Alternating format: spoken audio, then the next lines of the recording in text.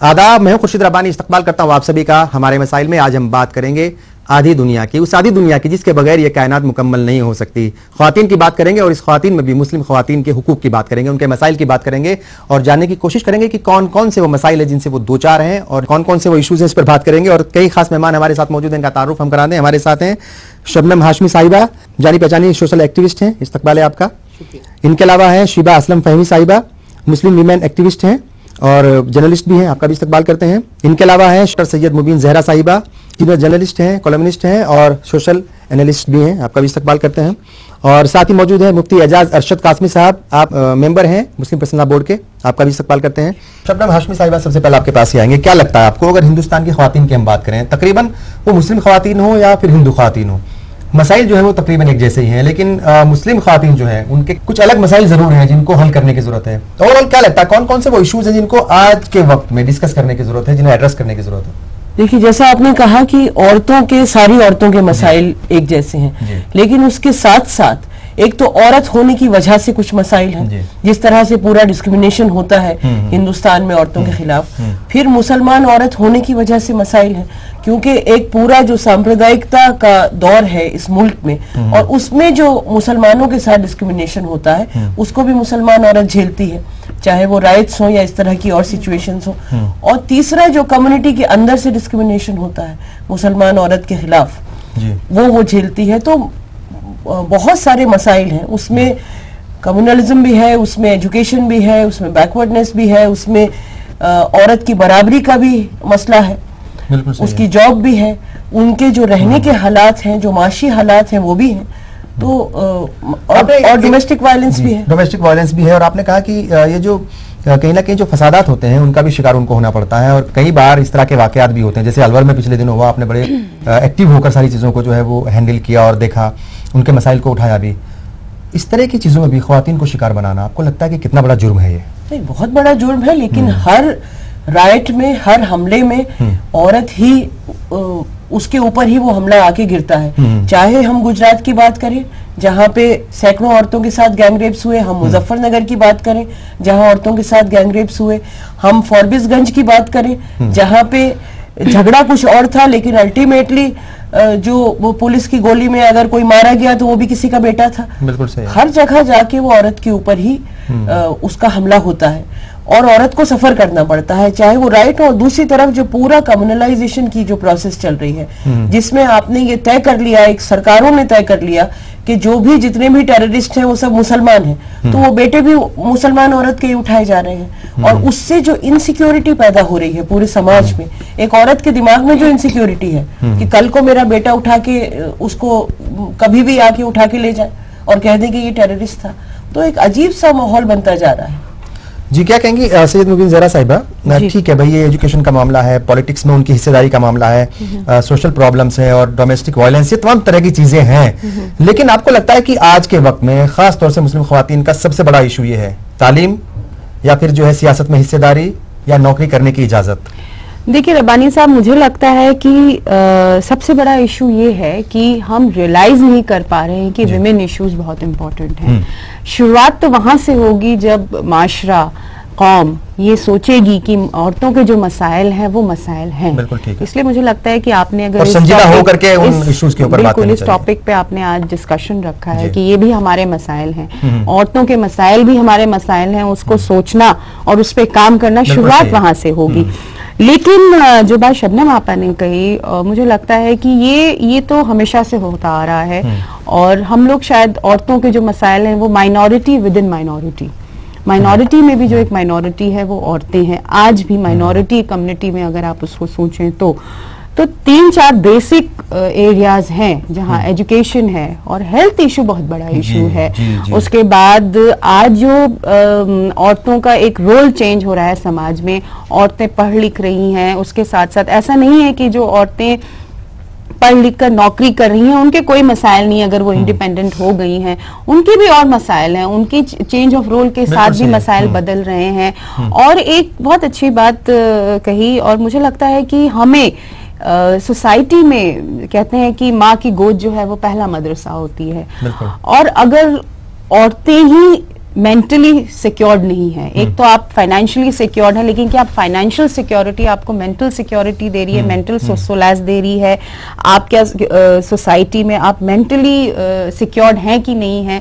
क्योंकि आपसे एसोसिएटेड मसले ऐसे हैं, औरतों से एसोसिएटेड ऐसे मसले हैं कि जहां औरतों की पूरी आइडेंटिटी डिस्टर्ब्ड है, उनका कंट्रीब्यूशन फिर सोसाइटी में क्या होगा? वो अगर वो सिर्फ स्ट्रगल में ही लगी रहेंगी तो वो कंट्रीब्यूट क्या करेंगी? पहले तो बाहर का काम करें, पहले नौकरी करें, या फिर जो है समाज सेवा के काम से अगर वो जुड़ी हो, फिर घर जाकर के उनको काम भी करना है, बिल्कुल वो भी करना है। लेकिन सबसे बड़ा मसला ये है कि क्या औरतों के मसलों को प्रायोरिटी दी जा रही है? सबसे पहले तो औरतें आ जाती हैं, फिर उसके बाद कि मुस्लिम औरतें, दलित औरतें, मार्जिनलाइज सेक्शन की औरतें। तो मेरा मानना यह है कि औरतों के मसाइल को प्रायोरिटी दी जाए, उसको फर्स्ट हैंड बेसिस पे डील किया जाए, हर लेवल पे, एडमिनिस्ट्रेशन के लेवल पे, सोसाइटी के लेवल पे, जहां एक्टिविस्ट औरतें हैं जो स्ट्रगल कर रही हैं। क्या हमारा काम सिर्फ स्ट्रगल करना है? हमें अपना हक, अपना हिस्सा कब मिलेगा? हिस्सेदारी कब मिलेगी? सही से आपको लगता है कि ये वाकई जो है संजीदगी से इनके मसाइल को नहीं लिया जाता?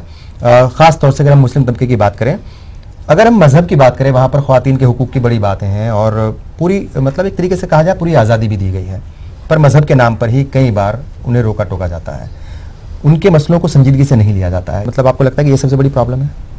देखिए, दोनों पैनलिस्ट ने जो बड़े मसले हैं, जो बड़ा सिनेरियो है वो डिस्कस किया। मैं थोड़ा सा उसको जीरो इन करना चाहती हूँ कि मेरे जहन में बार बार ये सवाल आता है एक वुमेन राइट्स एक्टिविस्ट के तौर पे और मुस्लिम वुमेन राइट्स एक्टिविस्ट के तौर पे कि जो कम्युनिटी के अंदर से जो शिकार हो रही हैं, जो ऑपरेशन का शिकार हो रही हैं हमारी बहनें, उससे उनको निजात पाने के लिए किसी सरकार की मदद की तो जरूरत है नहीं। वो हम क्यों नहीं कर पाते हैं? आप ये बताएं कि जो भारत में जो मुसलमान हैं वो उसमें ज्यादातर सुन्नी हैं और सुन्नी मुस्लिम्स में अभी भी ट्रिपल तलाक जैसी एक घिनौनी प्रैक्टिस चल रही है, जिसको कि सारे के सारे आप उलेमा से बात कीजिए, वो ऑन रिकॉर्ड इसको गलत बताएंगे, लेकिन इसको राइज भी रखेंगे और जायज भी रखेंगे इंडिविजुअल केसेस में। उसके अलावा जब भी मसला आता है लड़कियों की एजुकेशन का, उसको वो जिम्मे कर देते हैं कि ये बात की बात है। इसके अलावा जब भी हेट क्राइम का एक लार्जर लेवल पर जब हेट क्राइम का शिकार होती है मुसलमान औरत, चाहे वो गुजरात हो चाहे वो सहारनपुर हो, वहां पर भी आप देखें कि कभी मुसलमान मर्द या मुसलमान तंजीम चलाने वाले लोग कभी कोई मुजाहिरा, कभी कोई रैली, कभी कुछ नहीं करते। अपने हुकूक के लिए, अपने लिए कुछ जब मांगते हैं तब तो वो बड़ी लाखों की रैलियां करते हैं, लेकिन जब वो मुसलमान औरत जब तशद्दुद का शिकार होती है और ऐसे घिनौने तशद्दुद का, तब हमारे मर्द हम लोगों के लिए कभी खड़े होकर के ना कोई रैली करते हैं, इसकी भी मांग नहीं कर पाते हैं कि कम से कम FIR दर्ज हो जाए जिसमें औरतें पहचान रही हैं कि उनके साथ तशद्दुद किसने किया। तो सवाल ये पैदा होता है कि हम एक बहुत बड़ी हमें ये अमल में लाना है ये पूरी चीज कि हम अपने गिरेबान में भी मुंह डाल के देखें भाई कि हमने अपनी बहनों के साथ, अपनी माओं के साथ, अपनी बेटियों के साथ, अपनी बीवियों के साथ कर क्या रखा है। तो ट्रिपल तलाक जैसी चीज, पॉलीगैमी जैसी चीज, जो कि बाकी सारे मुस्लिम ममालिक में जिसको बहुत बखूबी रेगुलेट कर लिया गया है, हम उनसे ज्यादा मुसलमान हैं और हम मुसलमान का या इस्लाम का ऐसा वर्जन पेश करना चाहते हैं जिसमें किसी भी तरह का रिफॉर्म पॉसिबल नहीं है। तो ये जो बात है कि सचेज कमेटी ने बताया कि सबसे पिछड़े जमात की भी सबसे पिछड़ी, मतलब ट्रिपल डिसएडवांटेज जो मुसलमान औरतों का है वो अपनी जगह है, लेकिन उस ट्रिपल डिसएडवांटेज के पीछे जो इंटरनल रीजंस हैं वो क्या है? आपको आपका मजहब की इजाजत, मजहब के मानने की इजाजत और अपनी सारी रीति रिवाजों को मानने की इजाजत आपको आपका आइन देता है, लेकिन इसके नाम पर आप अपने समाज के अंदर के कमजोरों को और कमजोर करें और उन पर जुल्म ढाएं, इसकी इजाजत ना हमारा आइन देता है, ना इखलाकी हमारा ये फर्ज है कि हम उसके तरफ से मुंह मोड़ लें। और ये इस दुनिया में भी हम सब के लिए बाइस शर्म होता है कि ये इस्लाम का कौन सा वर्जन है भाई। तो ये चीज है कि भाई एक है जो हमें नेशन स्टेट से चाहिए है, वो हमारी एजुकेशन है, वो हमारी हेल्थ है, वो हमारी माशी कैफियत है, सियासत में हिस्सेदारी है, भागीदारी सब तरह की। लेकिन नेशन स्टेट के अलावा हमें कम्युनिटी के अंदर जो प्रोसेस इनिशिएट करना चाहिए था डेमोक्रेटाइजेशन का, इंसाफ का और कमजोर के साथ खड़े होने का, वो नदारत है। तो वो कब शुरू होगा? तो मेरा सवाल ये मुझे बहुत परेशान करता है ये सब। आपको लगता है जैसे इन्होंने इशारा किया है कि भाई वो खासतौर से ट्रिपल तलाक और तमाम तरह की चीजें, वो मुस्लिम पर्सनल लॉ बोर्ड यहाँ पर बना हुआ है और हमने देखा कि ख्वातीन पर्सनल लॉ बोर्ड भी बन गया है, तो ये चीजें जो है उनको संजीदगी से लेनी चाहिए थी और वो शायद उस जिम्मेदारी को उस खूबी के साथ अंजाम नहीं दे पा रहे हैं या निभा नहीं पा रहे हैं। देखिए, वो डिपेंड करता है कि आप किस तरह से इस पूरे मसले को देख रहे हैं। मुस्लिम पर्सनल लॉ बोर्ड का तो मुझे नहीं मालूम कि वो क्या देखेंगे, कितना इसे संजीदगी से देखेंगे, लेकिन मुझे ये मालूम है कि कुछ साल पहले जो भारतीय मुस्लिम महिला आंदोलन शुरू हुआ, उसने इस मसले पे बहुत बड़ा काम किया। पूरे हिंदुस्तान में खवातीन से उन्होंने बातचीत की, डिस्कशंस किए हैं, और वो एक नया पूरा इस मौजू के ऊपर एक नया पूरा एक सोच लेके आए हैं, जिसमें उन्होंने ट्रिपल तलाक को भी एक्सेप्टेंस को भी खत्म किया है, उन्होंने नया निकाहनामा भी बनाया है। तो ऐसा नहीं है कि नहीं हो रही कोशिशें हो रही हैं, जितनी होनी चाहिए उस लेवल की नहीं है। लेकिन इसी तरह से अगर उसमें और औरतें जुड़ेंगी और अपने हक के लिए लड़ेंगी, ये बिल्कुल शीबा बिल्कुल सही कह रही हैं कि हम कौन सा इस्लाम की बात कर रहे हैं कि पाकिस्तान में एक औरत जो है वो प्राइम मिनिस्टर बन सकती है, लेकिन यहाँ पे जब भागीदारी की बात आती है तो लखनऊ में खड़े हो जाते हैं एक साहब और वो कहते हैं कि औरत को तो, मुसलमान औरत को तो बच्चे पैदा करने चाहिए।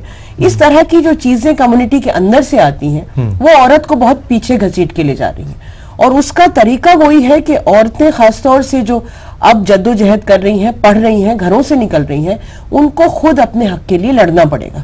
थाली पे रख के हक कोई नहीं देता, और खास तौर से वो लोग जिन्होंने इस्लाम को के ठेकेदार बन के बैठे हैं, वो तो बनने की कोशिश कर रहे हैं, कोशिश भी कर रहे हैं, बन के बैठे भी हैं, वो औरत को हक नहीं देंगे। औरत को निकलना पड़ेगा, अपना हक के लिए लड़ना पड़ेगा। बिल्कुल। और हमारे मसले में आज हम यही बात कर रहे हैं ख्वातीन के हुकूक की, खासतौर से मुस्लिम ख्वातीन के हुकूक की। उनकी प्रॉब्लम्स हैं क्या, उनके जो उनके हक हैं असल, वो उन्हें कब मिलेंगे और कैसे मिलेंगे, इसी पर बात कर रहे हैं। एक ब्रेक लेंगे, हम बहुत जल्द हाजिर होंगे।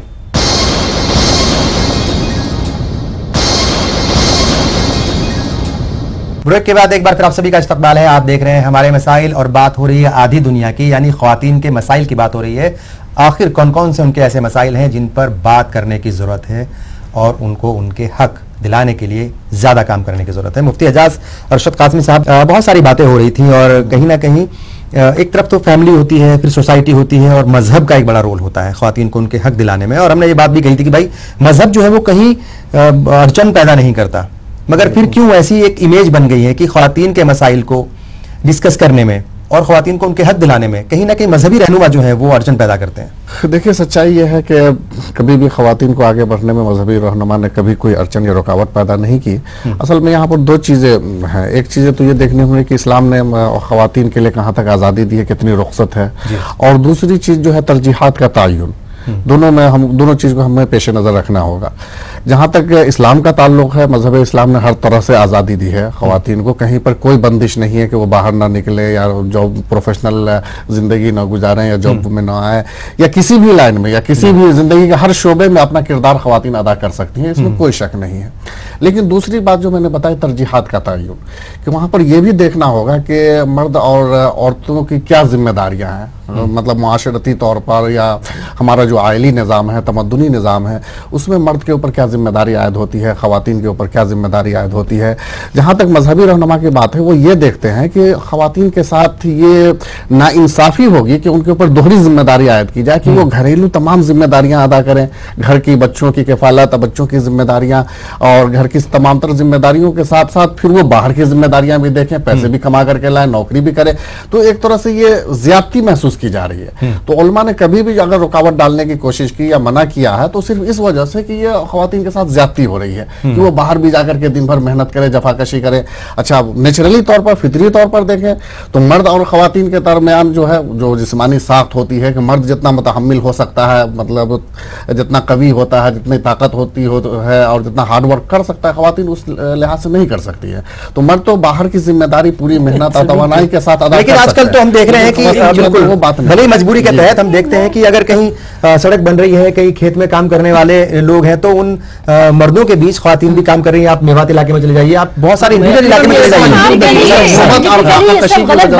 पता नहीं अरशद साहब क्या फरमा रहे हैं, साइंटिफिकली बिल्कुल ये झूठ है। ये कि औरतें ये नहीं कर सकती, वो नहीं कर सकती। किसी भी आप मेहनत के काम में देख लीजिए, क्या औरतें वहां नहीं लगी हुई हैं? आप खेती किसानी से लेकर के, बिल्डिंग बनाने से लेकर के, रिक्शा चलाने से लेकर कोई भी काम आप देख लीजिए। लेकिन सवाल यह है कि ये जो एक बड़ी अजीब बात है कि जब हम मुसलमान औरतों के हवाले से बात करते हैं तो इस्लाम क्या कहता है, सारी डिबेट इसके इर्द गिर्द ला करके मुसलमान करता क्या है इस पर बात नहीं होती है। मुसलमान मर्द के खाने के दांत और हैं, दिखाने के दांत और हैं, तो जो खाने के दांत हैं वो हमें दिखने चाहिए ऐसे मौकों पर, वो बहुत जरूरी है। और खाने के दांत वो हैं कि ट्रिपल तलाक जैसी एक तलवार आप सर पे लटकार करके रखिए जिससे वो औरत हमेशा डरी सहमी रहे, वो चाहे जिंदगी भर उसका कोई तलाक ना हो लेकिन उसको उतनी औकात पता होनी चाहिए कि किसी भी वक्त वो 3 लफ्ज कहेंगे और बाहर कर देंगे। तो ये जो एक ह्यूमन राइट वायलेशन है, ये एक वायलेंस की मेंटल वायलेंस है, इसको दूर करने के लिए इतने मुस्लिम ममालिकों ने इसको दूर कर दिया। ये हिंदुस्तान का मुसलमान कुछ ज्यादा इस्लाम जानता है, वो नहीं दूर कर पा रहा है। चलिए इसको भी छोड़िए, लेकिन उसके अलावा जो बात कही गई, क्या मुसलमान मर्द को रसूलुल्लाह सल्लल्लाहु अलैहि वसल्लम की वो हदीसें नहीं पता हैं जिसमें वो अपने घर में घरेलू किचन के कामों में भी अपनी बीवी की मदद करते हैं? क्या मुसलमान मर्द अपने घर, अगर मुसलमान मर्द और औरत शौहर बीवी दोनों काम कर रहे हैं तो क्या आपस में घरेलू जिम्मेदारियों को मिल बांट करके नहीं निभाया जा सकता? ये कौन सा रोक लगी हुई है? कौन सा इसमें है? यकीनन है। रसूलुल्लाह सल्लल्लाहु अलैहि वसल्लम कहना है कि भाई अगर दोनों नौकरी कर रहे हैं तो वो मर्द आकर के जो है अगर आप मुझे थोड़ा बोलने दें तो मैं देखिए मुफ्ती साहब, आपने 2-3 बातें कही और आपने थोड़ा सा उसको एक मजहबी क्या सोचते हैं या मजहब तौर पे क्या मजहबी तौर पे उसमें क्या सोचा जाता है वो रखा। लेकिन मैं ये जानना चाहूंगी कि जमाने का जो दस्तूर है बदल रहा है, जहां हस्बैंड वाइफ दोनों को फाइनेंशियल रिक्वायरमेंट्स होती हैं, जहां हस्बैंड वाइफ दोनों को जॉब करना पड़ता है, तो वहां आपको नहीं ऐसा लगता? और औरतें खुद आपने कहा कि ऐसा नहीं है, ऐसे मौके दिए जाते हैं औरतों को कि वो पढ़ना चाहती हैं, आगे बढ़ना चाहती हैं, तो आपको ऐसा नहीं लगता कि कहीं ना कहीं औरतों की कंट्रीब्यूशन उसमें भी होनी चाहिए? रिकग्निशन अगर नहीं मिल रहा है वो बात दूसरी है, लेकिन आपको ऐसा नहीं लगता कि जो चेंज हो रहा है हमारे समाज में, सोसाइटी में चेंज आ रहा है, उसमें सोसाइटी में चेंज को नजर में रखते हुए आपको ऐसा नहीं लगता कि औरतों को थोड़ा फाइनेंशियली इंडिपेंडेंट होना चाहिए? और दूसरी बात जो शिबा कह रही है, ट्रिपल तलाक का जो इशू है, उसको मैं थोड़ा सा दूसरे नजरिए से देखना चाहूंगी कि एक सिक्योरिटी वाला इशू औरतों का हस्बैंड से एसोसिएटेड होता है, मेल से एसोसिएटेड था। एक जमाना होता है जब वो बाप के और भाइयों के अंडर होती है, एक जमाना आता है जब वो शौहर के अंडर होती है। तो आपको ऐसा नहीं लगता कि हमारे माशरे की औरतें अगर फाइनेंशियली इंडिपेंडेंट होंगी, एजुकेटेड होंगी, हेल्दी होंगी, तो हमारा माशरा मजबूत होगा? तो मैं उसको थोड़ा सा एक कंटेस्ट लेवल पे नहीं, लेकिन मैं इस लेवल पे आपसे थोड़ा सा इसके बारे में चाहूंगी कि आप रोशनी डालें। देखिए, मैं दोनों पहलू पर थोड़ा सा एक्सप्लेन करूंगा। एक तो ये कि इसमें आप कहां तक समझते हैं कि इस्लाम अगर या उलमा जो मजहबी लोग हैं, ये अगर खवातीन को माली जिम्मेदारियों से आज़ाद कर देते हैं और तमाम तर जिम्मेदारियां मर्द के ऊपर डाल देते हैं कि नहीं, किफालत की तमाम तर जिम्मेदारी, निकाह के वक्त कहा जाता है कि नानो नफका, सुकना, रिहाइश, कपड़े, यानी A to Z जिम्मेदारी खवातीन की और बच्चों की किफालत की सारी जिम्मेदारी मर्द के ऊपर वाजिब है।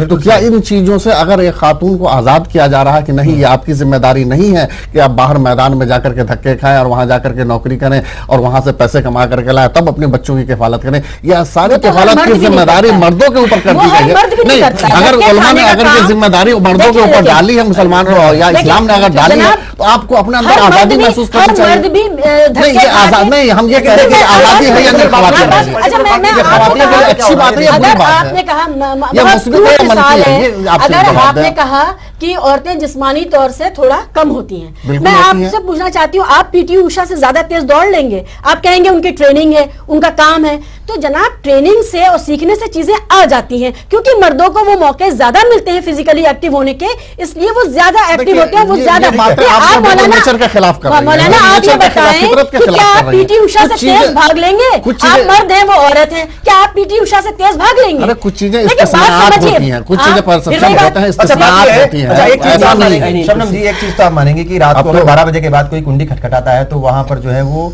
मर्द ये नहीं कहता औरत को कि आप जाकर के कुंडी खोलिए। कुछ वजूहात तो उसकी हैं, ठीक है, ये चीजें समझ लेकिन क्या हमें औरतों को इतना मजबूत नहीं बनाना है कि वो खोले जाके? देखिए, एक तो ये है कि पूरा का पूरा डिस्कशन ये हो रहा है कि औरत इसलिए बाहर जाए कि कमाना है। एक औरत किसी भी तरह इंटेलेक्चुअली मर्द से कम नहीं है, बिल्कुल सही। और किसी नौकरी करना, बाहर जाना या किसी काम में एंगेज्ड होना सिर्फ पैसे के लिए नहीं किया जाता। जिस तरह एक आदमी को अपना मेंटल और इंटेलेक्चुअल सेटिस्फैक्शन चाहिए होता है कि मैं कुछ कर रहा हूं, उसी तरह औरत को भी चाहिए होता है। ये बात कि औरत कमजोर है, ये बिल्कुल बकवास बात है। इन्होंने एक पीटी उषा का जिक्र करके पीटी उषा, सानिया मिर्जा सब जो आदमी कर सकता है वो औरत कर सकती है, बल्कि आदमी जरूर कमजोर है क्योंकि आदमी क्योंकि आदमी में बच्चा पैदा करने की सलाहियत नहीं है, नहीं कर सकता, तो कमजोर जरूर है। औरत से मजबूत तो कहीं नहीं है, उस बात को तो छोड़ दें। दूसरी बात यह है कि हम सारे डिस्कशन को हमेशा लाके एक मजहब के अंदर बंद कर देते हैं। हम एक आजाद हिंदुस्तान में रहते हैं जहां का आईन ये कहता है हिंदू, मुसलमान, सिख, ईसाई, औरत, मर्द, कोई भाषा बोलते हो, तुमको बराबरी का अधिकार दिया। बिल्कुल ठीक है। और हमारे पास बराबरी का अधिकार है। हम आज जिस जेंडर इक्वालिटी की बात कर रहे हैं, हम आज जिस औरत की बराबरी की बात कर रहे हैं, वो एक मॉडर्न सोच है। हम उसको 2000 साल पहले वाली सोच के साथ कंपेयर नहीं कर सकते। और चाहे वो कोई भी रिलीजन हो, मैं यहाँ पे इस्लाम की बात नहीं करी, कोई भी रिलीजन हो, वो जिस वक्त आया उस वक्त जेंडर इक्वालिटी का कोई कंसेप्ट नहीं था। हम जिस औरतों की बराबरी की बात कर रहे हैं वो 21वीं सदी में औरत की बराबरी की बात कर रहे हैं। उसको घसीट के पीछे ले जाना जो है वो सिर्फ और सिर्फ औरत को एक कटघरे में बंद करने के बराबर है, जो हिंदुस्तान की औरतों को अब मंजूर नहीं है, चाहे वो हिंदू हो, मुसलमान हो, सिख हो, ईसाई हो। और वो अपनी अपनी जगह लड़ रही हैं और लड़ेंगी। भारतीय मुस्लिम महिला आंदोलन सिर्फ एक उसका हिस्सा है जो इसमें काफी काम कर रहा है। एंड आई एम श्योर कि बाकी औरतें भी उनको या तो उनको मौका मिलेगा और नहीं मिलेगा तो वो लड़के लेंगी। नहीं, आपको ये लगता है कि जैसे ये बात तो यहाँ पे आ ही रही है कि भाई अगर सोसाइटी भी चाहती है कुछ आगे बढ़ना या ख्वातीन के हुकूक उनको दिलाना या उनको जो है बराबर लाना, अगर वो कोशिश भी करती है तो मजहबी रहनुमा जो है वो या फिर मजहब का नाम लेकर के उनको कोशिश की जाती है रोकने की। और यही वजह है कि हमने देखे बहुत सारे फतवे आए हैं कि भाई ये नौकरी नहीं करना आपको। एक चीज में यहाँ पे होमोजेनस नहीं है, कुछ ऐसे मजहबी रहनुमा भी हैं जो पूरी तरह सपोर्ट भी करते हैं, लेकिन कुछ जिन्होंने इस्लाम को या धर्म को ठेका बना लिया, ठेकेदारी जो करते हैं, वो इसमें हमेशा अड़ंगा लगाते हैं। लेकिन ऐसे लोग भी हैं जो एनलाइटमेंट है जो सपोर्ट कर। मेरा अभी ये खबर है कि मदरसे से, उस मदरसे अजीजिया मदरसे से जहाँ 70% मुसलमान लड़कियां पढ़ रही थी, वहां से लड़कियों को बेदखल कर दिया। उनके लिए कोई इंतजाम अल्टरनेटिव नहीं किया गया और 30% लड़कों के लिए 70% लड़कियों के फ्यूचर को उन्होंने उसमें डाल दिया। आप ये बताएं कि ये और अभी यूपी में भी ये हुआ। यूपी में 2009 में ये हुआ, एक मदरसे से लड़कियों को बेदखल। आपको हर जगह लड़कियों को बेदखल करने की कैसे आती है? क्यों नहीं? अगर जैसा कि आप कहते हैं कि खवातीन हर मैदान में जो मर्द से कहीं कम नहीं है, पीछे नहीं है, तो जिस तरीके से मर्द उलमा जो है मदरसे चलाते हैं, खवातीन भी इस तरह से मदरसे चलाना शुरू कर रहे हैं। इसका जवाब आपको देना चाहती हूँ। नहीं चलाते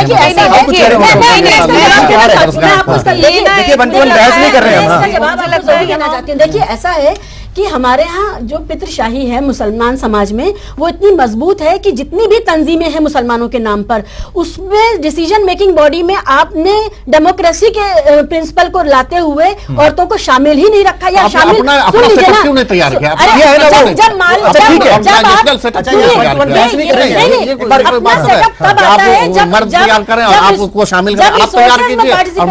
देखिए आप मुसलमान मर्द अपनी बहनों को देता है, लेकिन उसके रिजल्ट उतने नहीं है। आप मेरे कमाने नहीं दे रहे। जब तक इनकम जनरेशन नहीं होगा, अपने इदारे कैसे बनाएंगी औरतें? देखिए रब्बानी साहब, मुझे ऐसा लग रहा है कि हम कहीं ना कहीं उसी मुद्दे पे आके टिक गए हैं कि जहां हम एक दूसरे के सामने मुखालिफ बन के खड़े हो गए हैं।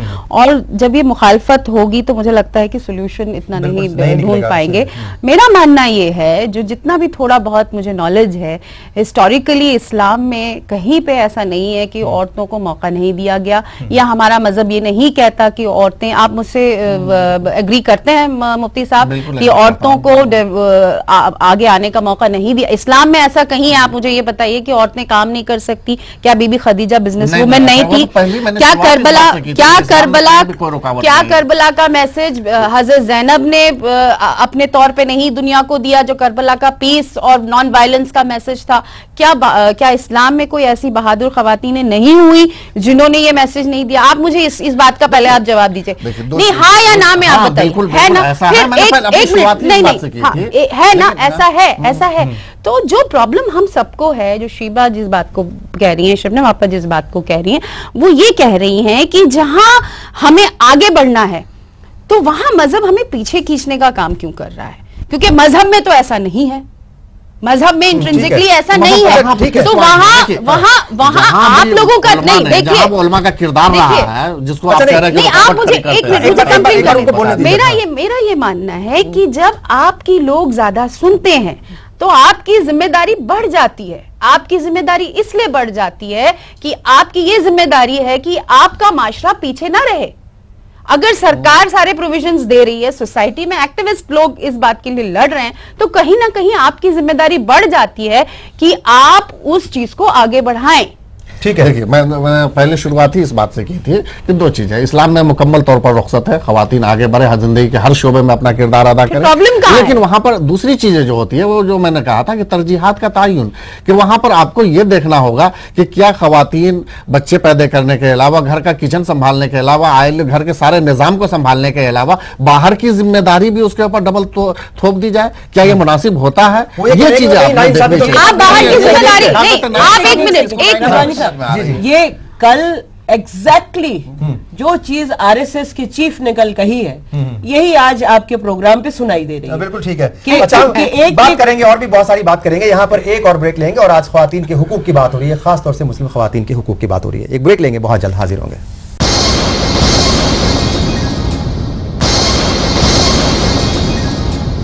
ब्रेक के बाद एक बार फिर आप सभी का इस्तकबाल है। हमारे मसाइल में ख्वातीन के इशूज के ऊपर हम बात कर रहे हैं। कौन कौन से वो इशूज है जिनको एड्रेस करने की जरूरत है, किनके ऊपर आज बात करने की जरूरत है, कैसे इन ख्वातीन को जो है अगर कहीं उनको उनके हक नहीं मिल रहे हैं तो उसका जिम्मेदार कौन है।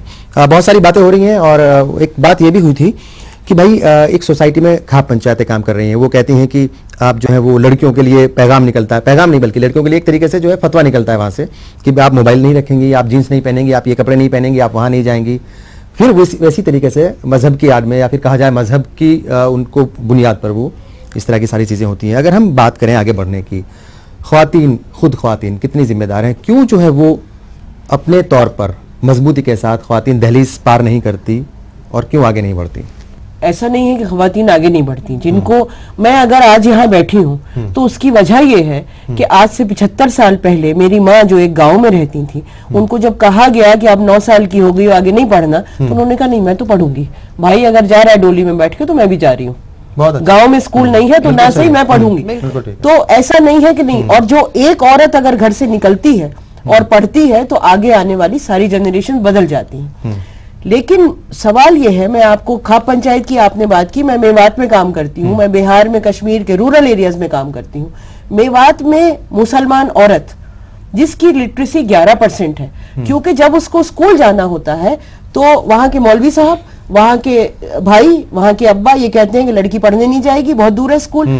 लेकिन खेत में वो 3 किलोमीटर दूर जाती है और आदमी सारा दिन बैठ के हुक्का पीता है। हम जिसकी बात कर रहे हैं ना कि फिजिकली बहुत कमजोर है औरत, आदमी हुक्का पीता है, औरत सारे दिन खेत में काम करती है। उस वक्त ना उसकी इज्जत पे आंच आ रही होती है, ना वो पराई लड़की होती है, कुछ नहीं होता, वो सारा नहीं होता, कोई आर्गुमेंट नहीं होता। लेकिन जिस वक्त उस लड़की को स्कूल जाना हो तो उसके सामने ये सारी अड़चनें खड़ी हो जाती हैं। उसको तोड़ना पड़ेगा। आप सही कह रहे हैं कि लड़की को, औरत को खुद तोड़ना पड़ेगा और लड़ना पड़ेगा, क्योंकि थाली में रख के तो चाहे वो मुसलमान उलमा हो, चाहे वो घर के आदमी हो या बाप हो या भाई हो, वो उसको बराबरी का हक नहीं देने वाले। लड़ना तो पड़ेगा, लड़ेगी तो निकलेगी तो तरक्की करेगी। सच्चर कमेटी की जो रिपोर्ट है वो कहती है कि जो ख्वातीन की जो तालीम का जो एक रेशो है वो मतलब वो 2-3% से ज्यादा है नहीं, और ड्रॉप आउट जो है वो बहुत ज्यादा, उसकी बहुत सारी वजूहत हो सकती हैं कि भाई उनको क्यों नहीं पढ़ने दिया जाता। आपको लगता है कि माँ बाप को एजुकेट करने की जरूरत है ज्यादा, और मजहब के बारे में ज्यादा बताने की जरूरत है उनको कि भाई इकरा, जिस मजहब की बुनियाद जो इकरा से पढ़ी हो, जो पहली आयत जो है नाजिल हुई इकरा की पढ़ी, और वो तालीम सबके लिए थी, उसमें कहीं जो है वो कोई बंदिशें नहीं थी कि भाई आप जो है सिर्फ मर्दों को पढ़ाइए, औरतों को नहीं पढ़ाइए। आपको लगता है कि सोसाइटी को ज्यादा एजुकेट करने की जरूरत है? शबनम साहिबा ने जो बात कही, जो मिसाल दी अपने घर की, उसको ही बात आगे बढ़ाते हुए, चाहे हिंदू हो चाहे मुसलमान हो, औरतों को कमजोर करने का अमल सबसे पहले घर के अंदर ही होता है। जब वो घर से कमजोर की जाती है तभी वो सारी जिंदगी बाहर, ससुराल, हर जगह कमजोर रहती है। तो जो घर के अंदर की जो कमजोरी है, सबसे पहले आप उनको किसी डिसीजन मेकिंग में शामिल नहीं करते, आप उनको जायदाद में बराबर हक नहीं देते, और फिर आप उनकी तालीम को भी इंफीरियर रखते हैं। अच्छा, ये सब छोड़ दीजिए, अभी अरशद साहब ने कहा कि अपनी तंजीमें क्यों नहीं बनाती। आप ये बताइए, तंजीमें कौन बनाता है? तंजीमें वो बनाते हैं जिनके पास असासा होता है, तंजीमें वो बनाते हैं जिनके पास वो वेल्थ होती है, वो रिसोर्स होता है। आप मुसलमान औरत को रिसोर्स जनरेशन के प्रोसेस में आने नहीं दे रहे हैं। आप उसकी पढ़ाई लिखाई को सिर्फ घर तक महदूद रखना चाह रहे हैं, उसको कमाने से दूर रखना चाह रहे हैं। जब उसके पास उसकी अपनी इनकम नहीं है, भाई उसको हिस्सा नहीं दे रहा जायदाद में, तो भाई वो कहां से रिसोर्स जनरेट करेगी अपनी तंजीमें बनाने के लिए? और आप जो तंजीमें बनाते हैं उसमें अगर आप औरतें लाते भी हैं तो वो पितृशाही की हिमायत करने वाली औरतों को आप उनको लाते हैं जो सिर्फ हाँ में हाँ मिलाएं। आज तक कभी ऐसा नहीं हुआ मुस्लिम पर्सनल लॉ बोर्ड के अंदर किसी मेंबर ने, फीमेल मेंबर ने, खातून मेंबर ने किसी बात पर एतराज किया हो। हम सब लोगों को उनकी 1000 बातों पर एतराज होता है, लेकिन मुस्लिम पर्सनल लॉ बोर्ड के अंदर जो खवातीन हैं उनको कभी मुस्लिम पर्सनल लॉ बोर्ड की किसी बात पर एतराज नहीं होता है। इस तरह का कोऑप्शन कैसे मुमकिन है? एक मिनट में जो बात पूरी कर, आप ये बताइए कि जो ज़कात का जो फंड है या जो वक्फ का जो फंड है वो मुसलमान यतीमों के लिए था, औरतों के लिए था, उस प्रोसेस में भी औरतें शामिल नहीं है। वो कैसे खर्च होता है, वो कहां जाता है? इतना बड़ा स्कैम है आज वक्फ के नाम पर, उसमें वो मुसलमान मर्द कर रहे हैं, और वो मुसलमान औरतों का हक है, जो बेवा हैं, जो यतीम हैं, जो तलाकशुदा हैं, जो बेसहारा हैं, वो उनका हक है। मुसलमान मर्द उसके ऊपर कुंडली जमाए बैठे हैं, उस पर बात नहीं करते, तो अपने गिरबान में मुंह डालने की बहुत सख्त जरूरत है। आपको लगता है मैम कि एक तो कम उम्र में शादी एक बहुत बड़ी वजह है? हम अगर इंटीरियर की बात करें, भाई शहरों में तो ठीक है, वक्त बदल रहा है, अब गाँव में भी जो है वो तालीम का जो एक सिलसिला है वो बढ़ा है, कम उम्र में शादी हो जाती है। और एक बड़ी इंपॉर्टेंट बात यह कि भाई जो घर के जो डिसीजन होते हैं बड़े, उनमें उनको शामिल नहीं किया जाता है। बात कर ली जाती है, मर्द घर के जो है वो बैठ जाते हैं और फिर फैसला सुना देते हैं कि भाई ये आपको मानना पड़ेगा। आपको लगता है कि ये घर से वाकई शुरुआत होनी चाहिए? और अगर तालीम का दायरा बढ़ेगा, ना सिर्फ लड़कियों का बल्कि जो घर के जो सोसाइटी है मतलब उसी में बढ़ेगा, तो शायद इस मसले का कहीं ना कहीं हल हो सकता है। देखिए खुशी साहब, ये प्रॉब्लम वहाँ है कि हम जो हैं हम बहुत ही सिलेक्टिव होते हैं प्रॉब्लम्स को जानने में भी, पकड़ने में भी। तो मेरा ये मानना है कि औरतों का मसला सब जगह, हर जगह यही कहानी है, लेकिन चूंकि हम माइनॉरिटी में भी माइनॉरिटी हैं, जैसा कि मैंने शुरुआत में कहा, हम लोगों के मसला इसलिए ज्यादा इंपॉर्टेंट हो जाता है क्योंकि हमारे कौम में, हमारे कौम के जो लोग हैं, जो जिम्मेदार लोग हैं, जो पढ़े लिखे लोग हैं, जैसा कि शीबा कह रही हैं, शबनम जी कह रही हैं, मैं इसकी बात कर रही हूँ, हमारा अगेन एंड अगेन बार बार हमारा जोर इस पे है कि औरतों को मौका दिया जाए, उनको एजुकेशन दिया जाए, उनको डिसीजन मेकिंग सिचुएशन में लाया जाए। आज हम आपस में ही, अपनी फैमिली में ही, अपने माशरे में ही अगर उसको डिसीजन मेकिंग जगह पे नहीं ला रहे हैं, तो फिर हम क्या तवक्को करें, हम क्या एक्सपेक्ट करें कि हमारा जो कंट्री है वहां पे वो प्राइम मिनिस्टर बनेगी? तो जब वो शुरुआत से, बचपन से ही अगर उसको एक कॉन्फिडेंस दिया जाएगा, उसको एक उसकी आइडेंटिटी, औरत की इंडिविजुअलिटी और आइडेंटिटी को माना जाएगा, बराबरी, मैं पता नहीं, मुझे ये बराबरी का हक का मुझे लगता है कि हम बहुत आगे हैं। औरतें, उनको आपने हक नहीं दिया है, लेकिन फिर भी हम उस बैरोमीटर पे, उस मेजरमेंट पे हम मर्दों से बहुत आगे हैं, क्योंकि अगर हम ना हो तो ये मर्द पैदा ही ना हो। सच बात अगर हम वो दर्द ना सहें तो वो मर्द, वो कौम ही ना आए इस दुनिया में। तो मैं उसको बिल्कुल नहीं मानती हूँ कि हम बराबरी के लिए लड़ रहे हैं। हम लड़ रहे हैं कि हमें रिकग्निशन नहीं मिल रहा है, हमें मौके नहीं मिल रहे हैं, क्योंकि ये एक फ्यूडल जो माइंडसेट है कि पावर अपने हाथ में रखना, वो एक औरत भी हो सकती है, जैसा कि शीबा ने कहा, उस एटीट्यूड वाली कोई औरत भी हो सकती है। मर्द तो नहीं, आपने दिया है बिजनेसमैन के तौर पर जो वो एक एग्जांपल है, और फिर रजिया सुल्तान और बहुत सारे ऐसे नाम हैं जिन्होंने अपनी पहचान बनाई है। चूंकि बात जो है वो कहीं ना कहीं फिर मजहब के आसपास ही आ जाती है, और हमने कहा भाई सोसाइटी में जो है अलग अलग समाजों के लोग जो है वो एक तरीके से ऑर्डर निकालते हैं, ख्वातीन के हुकूक की पामाली वहां पर होती है, यहाँ पर जो है वो कई बार मजहब के नाम पर इस तरह की चीजें होती हैं। तालीम के ऊपर बहुत ज्यादा जोर दिया गया है दीन के। मैं एक चीज यहाँ पूछना चाहूंगी मुफ्ती साहब से। मुफ्ती साहब, आपने ये अज्यूम कैसे कर लिया कि औरत सिर्फ कमाने के लिए या पैसा लाने के लिए बाहर जा रही है? आप एक वर्कशॉप करिए, आप बच्चियों से मिलिए, बातचीत करिए, आप अपने तौर पे ही मिलिए और बातचीत करिए, और फिर आप कोई राय बनाइए। शबनम आपा ने एक बड़ा इंपॉर्टेंट जो है इशू उठाया था कि भाई बहुत सारे ऐसे इलाके हैं जहां पर मर्द जो हैं वो या तो दिन भर हुक्का पीते हैं, बीड़ी पीते हैं या गप्पे हाँकते हैं, और उनके ख्वातीन जो है उनकी बेटियां वो खेतों में काम करती हैं। और एक बड़ी बात ये भी थी कि भाई वहां पर जो है वो माँ बाप और जो मजहबी रहनुमा है वो भी बच्चियों को रोकते हैं कि वो अब इस एज के बाद वो पढ़ाई के लिए बाहर नहीं जाएंगी। आपको लगता है कि उनको एजुकेट करने की ज्यादा जरूरत है, उन्हें असल इस्लाम समझाने की उनको ज्यादा जरूरत है? एक किस्सा हमारे सामने आया था, वहां पर एक ससुर और एक मैं नाम नहीं लूंगा उनका, जो सजा है वो उस महिला को, उस खातून को ही भुगतनी पड़ी थी। ससुर के खिलाफ जो है कोई बात नहीं हुई थी। तो फिर कहीं ना कहीं जो है वो क्वेश्चन मार्क जरूर लगता है मजहब के रहनुमाओं के ऊपर भी। देखिए, दो चीजें यहाँ पे, एक तो ये कि हमारी माशरती जो बुराइयां हैं वो अपनी जगह मुसल्लम है, और दूसरी जो है उसको जोड़ देना मजहब से या इस्लाम से कि ये इस्लामी बुराई है, ये किसी हद तक जो है मैं समझता हूँ कि इसकी हौसला अफजाई नहीं की जा सकती। जो मिसालें दी हैं उन्होंने कि गाँव देहात में ऐसा होता है कि मर्द घर में होता है, खवातीन खेतों में जाके काम करती हैं, ये यकीनन ये हमारी समाजी और माशरती बीमारी है, बुराई है, और उसकी तरफ तवज्जो देने की जरूरत है। और यकीनन इस्लाम इसी कहीं भी हौसला अफजाई नहीं करता कि खवातीन बाहर जाकर के काम करें और मर्द घर में जो है बैठे रहे। इसका इस्लाम से कोई ताल्लुक नहीं, ये माशरती बुराई है, उसकी इस्लाह की जरूरत है। दूसरी तरफ हम एक चीज ये कहना चाहेंगे कि जिस तरह से ये लिबरल सोच की खवातीन यहाँ पर तशरीफ रखती हैं, इन लोगों की बातों में मुझे खुद ही तजाद लगता है जी। एक तो यह कि एक तरफ तो ये कहती हैं कि हम हर मैदान में पूरी तरीके से फाइट करने की पोजीशन में, हर मैदान में जिंदगी हर शोबे में हम आगे बढ़ने की सलाहियत है, लेकिन वो मौका छीनने की क्यों नहीं सलाहियत है आप में? वो मौका छीनने की क्यों नहीं सलाहियत है?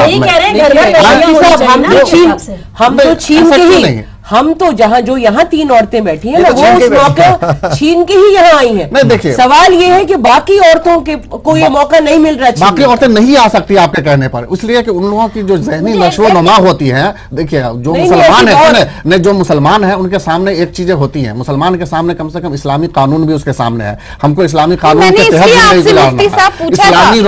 इस्लाम रोकता है और रोकता नहीं है, लेकिन कुछ इस्लाम तालीम हासिल करने के लिए रोकता नहीं है। तालीम हासिल करने के लिए निस्वानी गैरत जरूरी है, पर्दा जरूरी है, और उसके अलावा बहुत सारी कैदोबंद है, वो सब मलहूज रखना होगा। जो जिन खवातीन, मुस्लिम खवातीन की ज़हनी नशोनुमा इस्लामी खतूत पर होगी, जो आदमी जिसकी ज़हनी नशोनुमा इस्लामी खतूत पर होंगी, जो खवातीन इस्लाम को समझेंगी, जो अपनी जिंदगी इस्लामी तर्ज हयात के मुताबिक गुजारना चाहेंगी, वो कभी नहीं चाहेंगी कि खुले बेपर्दगी के साथ हमारी निस्वानी गैरत को कोई चैलेंज करे और हम सड़कों पर जाकर के धक्के खाएं। वो हमेशा चाहेंगी पर्दे के अंदर रहे, और पर्दे के अंदर रहने के लिए उसके लिए मुकम्मल इंतजाम किया। आपने एक इल्जाम लगाया मुस्लिम पर्सनल लॉ बोर्ड की खवातीन पर। मुस्लिम पर्सनल लॉ बोर्ड में ऐसे खवातीन जो इंटरनेशनल तालीम याफ्ता, हाई एजुकेटेड, जो ऑक्सफोर्ड की पढ़ी हुई खवातीन है, आवाज वो इसलिए नहीं उठा सकती कि वो मुस्लिम है, वो इस्लामी कानून को फॉलो करती है, वो मुस्लिम पर्सनल लॉ बोर्ड के खिलाफ नहीं जा सकती, वो पर्सनल लॉ को समझती है, पर्सनल लॉ के अगेंस्ट नहीं जा सकती।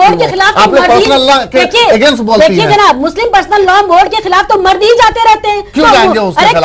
जब पर्सनल लॉ में है, पर्सनल लॉ को समझेंगे, वो इस्लामी कानून को समझेंगे, तो इस्लामी कानून के मुताबिक जिंदगी गुजारेंगे, तो मुस्लिम मर्द ही जाते हैं, बोर्ड बनाते रहते हैं, बोर्ड बनाते रहते हैं। आप तो आप पर्सनल लॉ को मानती हैं, लेकिन आप पर्सनल लॉ में कैसे जा सकते हैं? माफ कीजिएगा, पर्सनल लॉ को आप कहाँ मानते हैं? आप ना तय करें मेरे लिए, आप ना तय करें।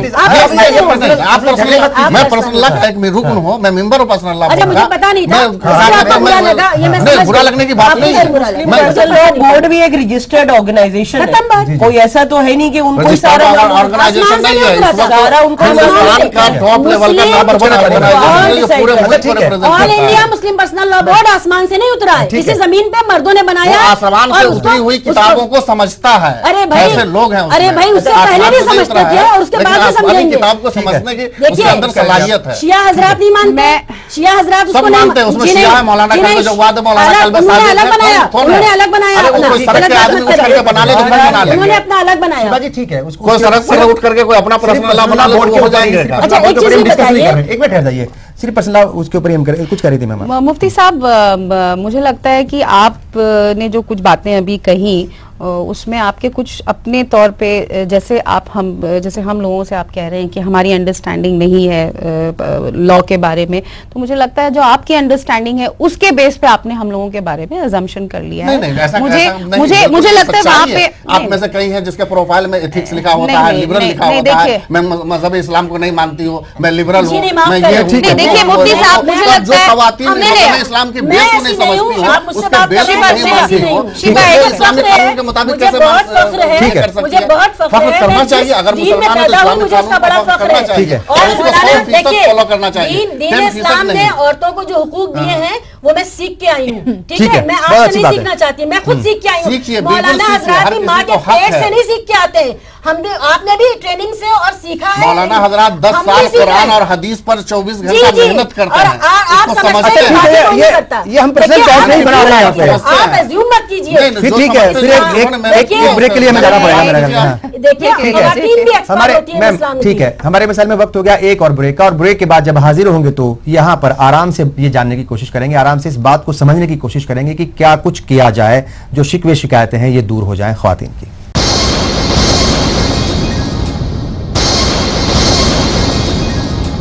ब्रेक के बाद एक बार फिर आप सभी का इस्तकबाल है। आप देख रहे हैं हमारे मसाइल और बात हो रही है ख्वातीन के इशूज़ के ऊपर। बहुत सारे इशूज़ हैं, सवाल ये उठता है कि उन इशूज़ को क्यों अच्छी तरीके से खुले जहन के साथ एड्रेस क्यों नहीं किया जाता। इसी पर बात हो रही है, बहुत सारे लोग यहाँ पर मौजूद हैं और ये सारी शिकवे शिकायतें तो हैं, और जो दीन की जो बुनियाद है या जो वहाँ पर कवानीन है या जो बात लिखी गई है उसको कोई मिटा भी नहीं सकता, ये भी सच है।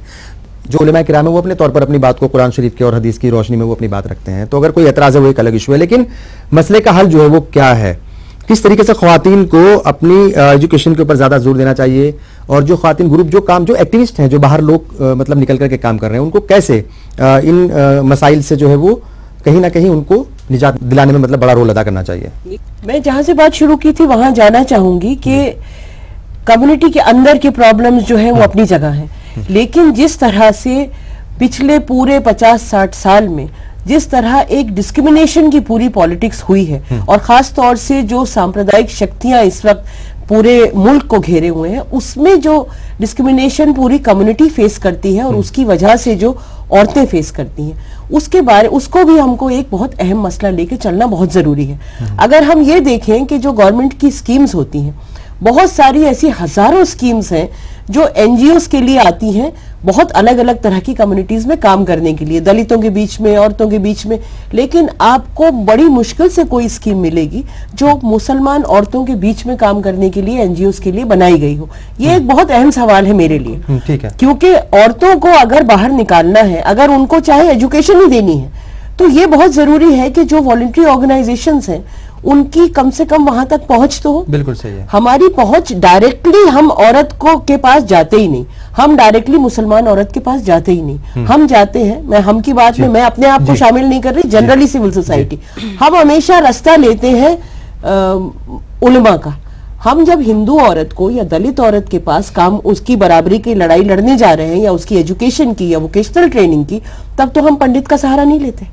तो हम डायरेक्टली क्यों नहीं पहुंचते मुसलमान औरत तक, ये एक बड़ा सवाल है। बिल्कुल सही। और इसके बारे में सोचना सारी सिविल सोसाइटी को बहुत जरूरी है। अगर औरतों को बाहर निकालना है, उनको वोकेशनल ट्रेनिंग देनी है, उनको एजुकेशन देनी है, तो उन तक सीधे जाने के रास्ते निकालने। जी, आपको लगता है मुफ्ती साहब ये बात जो है बड़ी अहम है कि भाई ठीक है बातें तो बड़ी बड़ी होती हैं, लेकिन जब ख्वातीन के हुकूक की बात होती है तो रास्ता जो है वो मजहब का इख्तियार किया जाता है, उलमा इकराम के पास ही जा जाता है, समाज के लोग बैठ करके जो है वो एक, और ख्वातीन को शामिल करके एक जो है वो एक उनके राय मशविरा करके कोई फैसला नहीं करते। नहीं, मैं इस बात से इत्तेफाक करता हूँ कि इसमें जरूरी नहीं कि मजहब का रास्ता या मजहबी लोगों से मशवरा किया जाए, इसलिए कि कहीं पर भी कोई भी अच्छा काम हो उसकी हौसला अफजाई होनी चाहिए। ख्वातीन में मैंने देखा है, अफगानिस्तान में देखा है, ईरान में देखा, हर जगह ख्वातीन की सिविल सोसाइटियां बहुत ज्यादा एक्टिव हैं और सरगर्म हैं और काम करती हैं। और मैं समझता हूँ कि ये हिंदुस्तान एक ऐसा कंट्री है जहां ख्वातीन जो है सिविल सोसाइटी की शक्ल में या एनजीओ की शक्ल में बहुत ज्यादा बैक है, बहुत ही ज्यादा पीछे है। और इस सिलसिले में गवर्नमेंट ने भी स्कीम चलाई थी, माफ कीजिएगा, मुझे जहां तक मालूम है कि last year he ministry of minority affairs ने और खवातीन में, मुस्लिम खवातीन में खासतौर से बेदारी के लिए एनजीओ, सियासी बेदारी के लिए एनजीओ से जो